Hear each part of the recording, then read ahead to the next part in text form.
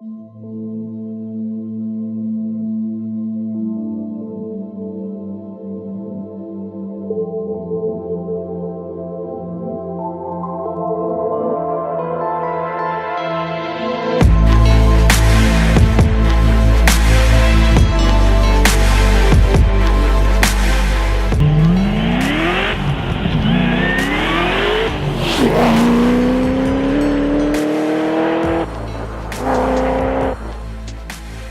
have been longing to review the CTS V, so how about one with nearly 1,000 wheel horsepower and a manual transmission? Back in 2009, when this thing was new and stock, it had a 6.2-liter supercharged V8 that produced 556 horsepower and 551 pound-feet of torque. The manual did 0 to 60 in 4.3 seconds, but the automatic was faster, did 60 in 3.9 seconds. Clearly, with nearly 1,000 wheel horsepower, this thing is much faster than that. So interestingly, Cadillac kind of undercut the competition with the placement of this vehicle. The power output was much closer to the BMW M5 and Mercedes E63, but the price was more similar to the M3 and C63. And this is a bit bigger as well. Yes. And tell us about the Nürburgring times. When it came out, it was the fastest production sedan in the world to lap the Nürburgring with a sub 8-minute time. That was extremely impressive for, American company to make something that could outrun the Germans around a famed racetrack. It was very, very exciting. It has the fancy magnetic shocks, which was pretty much introduced by GM with these Cadillacs, and they've advanced greatly now. Ferrari uses them. They're found in things like Range Rovers and all the new Z06s, the Chevy SS, and it means that you can get extremely good handling without sacrificing ride comfort. You just simply adjust the dampers, and all of a sudden you can ride nicely over rough roads while still being able to take corners. Yeah, so we're in Michigan. The roads are terrible here. We're riding over some rough terrain. It's really comfortable. Fine, yeah. Magnetic ride's fantastic, and the fact that this car is on stock suspension and can handle 1,000 wheel horsepower Impressive. says something about the suspension setup. Yes. It's awesome. The mods list on this car is extensive. There's really too much to name, but to give you a little bit of the basics. So it's got long tube headers, full Cook's exhaust all the way through, no cats.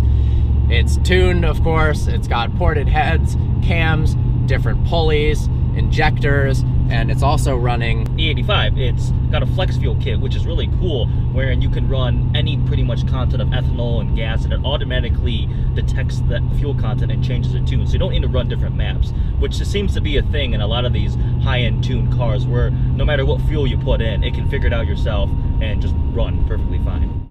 So we drove the 1,600 horsepower all-wheel drive GTR. This is very different. It's not quite as fast, but it's a lot scarier because it's a rear-wheel drive setup. Now, it's something like 20 degrees out, so yeah. Hooking normally is an issue, but then you make it cold and it's even more of an issue. So let's get out of first, because that's pretty much useless.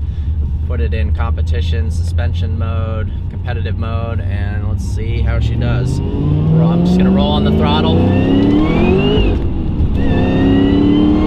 Flat out in third. Woo! Yeah. That's a lot more, that's exciting. This is the fastest manual car we've reviewed, typically with cars, because of the advancements in transmissions. To really get quick quarter-mile times, you're not gonna want a manual, but that's a hell of a lot of fun. Think about back when stock, the manual's already almost half a second slower to 60, but it's a lot more fun. And the thing is, this can take a lot of horsepower without being rebuilt. With the stock 6-speed automatic, it would have to have been rebuilt to take. Yeah, you can do pulleys in a tune, but you start pushing more than 650 horsepower on it, you gotta build the automatic transmission.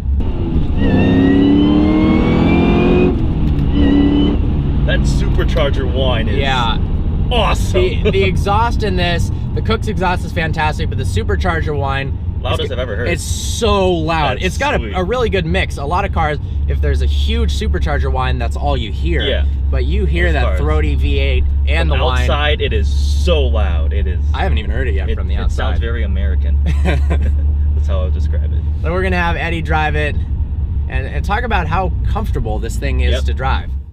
Despite having nearly 1,000 wheel horsepower, this car is remarkably civilized and easy to drive.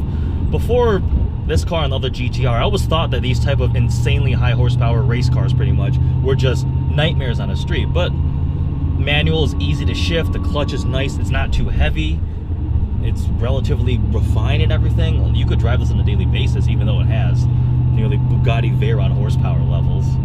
Stock, the CTS V is really cool. In this form, this is one of the coolest cars we've ever reviewed.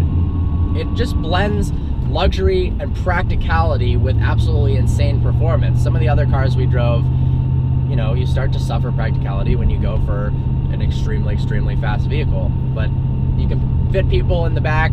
It's comfortable, has refinement of a stock CTS V, and power that's double out of this world. So I hope you enjoyed this review as much as we did filming it. This is a riot. 1,000 horsepower with a manual transmission and rear wheel drive. That is a good combination. That's a badass setup. Look forward to seeing you next video. Forget me now.